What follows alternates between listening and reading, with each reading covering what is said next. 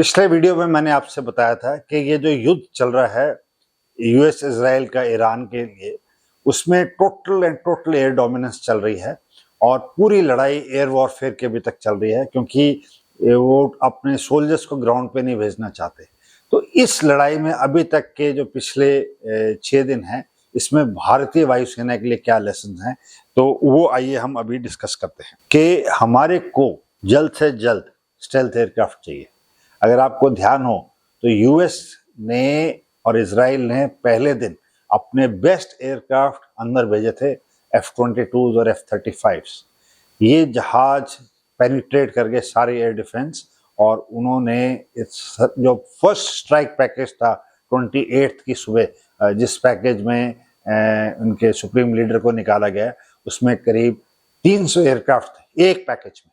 और वो इसलिए मुमकिन हो सका कि that was led by 5th generation aircraft. तो भारत को सबसे जल्दी जरूरत है हमारे 5th जनरेशन फाइटर्स के लिए, और चाहे वो M का डिले हो रहा है, बट हमारे को इससे जो सबक मिलता है कि we can not delay.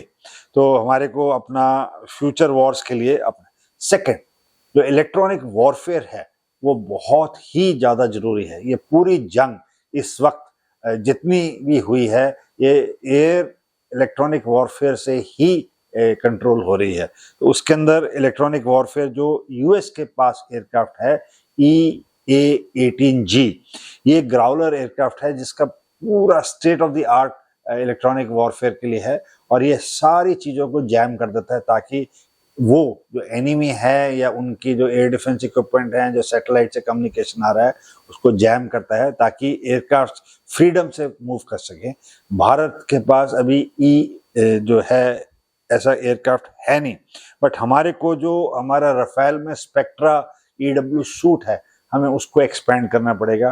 And in the long run I am sure कि हमारे को अपना एक इंडिपेंडेंट EW एयरक्राफ्ट या तो खरीदना पड़ेगा या खुद का डेवलप करना पड़ेगा, बिकॉज आने वाली जंग में electronic warfare is going to be the key. Third, जो काउंटर ड्रोन डिफेंस है वो सबसे जरूरी है। जो शाहिद 136 है, जिसको ईरान बहुत खूबी से यूज कर रहा है अभी तक, उसके लिए आपको बता रहे हैं कि जो लो कॉस्ट ड्रोन हैं वो कितना डैमेज कर सकते हैं। तो भारत को हम अपने वेस्टर्न और नॉर्दर्न बॉर्डर के पर हमारे को अपने जो लेजर डिफेंस सिस्टम्स हैं, जो डायरेक्टेड एनर्जी वेपन्स हैं जो कि इजराइल यूज कर रहा है, हमारे को लगाने पड़ेंगे अपने दोनों बॉर्डर्स पे। हमारे को एंटी ड्रोन जैमर्स लगाने पड़ेंगे, हमारे को रैपिड फायर गन्स लगानी पड़ेंगी, और हमारे को AI based drone detection system लगाने पड़ेंगे।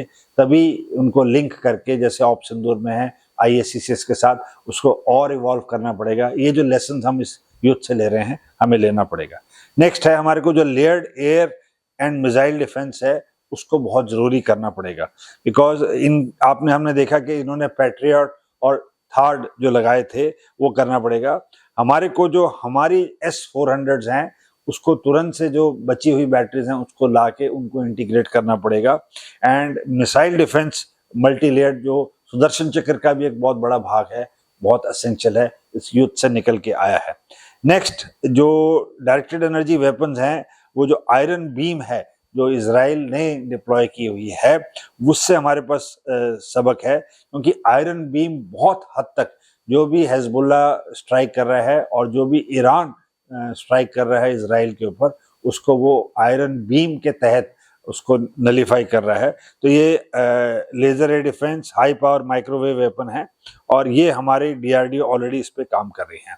नेक्स्ट है जो हमारा नेटवर्क सेंट्रिक वॉरफेयर है, वो बहुत क्रिटिकल है। तो उसके अंदर हमारे जो एयरक्राफ्ट हैं, ड्रोन हैं, रडार्स हैं, सैटेलाइट्स हैं, मिसाइल्स हैं, इन सबको इंटीग्रेट करना पड़ेगा।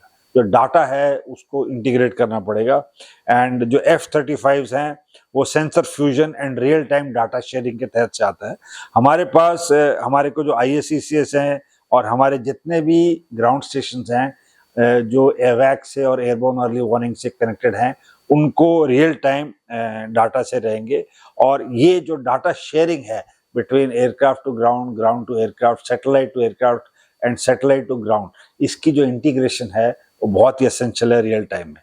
तो एक चीज लास्ट जो सबसे सातवीं चीज निकल के आ रही है कि there is nothing more important than indigenous. इस वक्त ईरान चाइना की तरफ देख रहा है हथियारों के लिए, और रशिया भी अपनी जंग में उलझा हुआ है। इजराइल और यूएस यूरोप की तरफ देख रहे हैं, बिकॉज उनकी जो फैक्ट्रीज हैं उस रेट पे इक्विपमेंट नहीं बना सकते। तो भारत को जो अपनी क्षमता है अपने इंडिजिनस वेपन्स बनाने की, उसको बहुत हद तक बढ़ाना पड़ेगा। तो ये कुछ मेरी समझ से जो लेसन निकल के आए हैं ये हमारे को देखने पड़ेंगे, और हमारे को जो भी चीज़ें रिवर्स इंजीनियर भी अगर करनी पड़ेंगी तो करनी चाहिए, बिकॉज अंत में हमारे देश में बना हुआ सामान अगले युद्ध में, हमारे युद्ध में वही सबसे ज़्यादा काम आएगा बनिस्बत किसी और की डिपेंडेंस पे रहने के लिए, और जो कि एन वक्त पे डिनाई भी किया जा सकता है। तो मेरे साथ देखते रहिए, बने रहिए। Thank you very much and जय हिंद।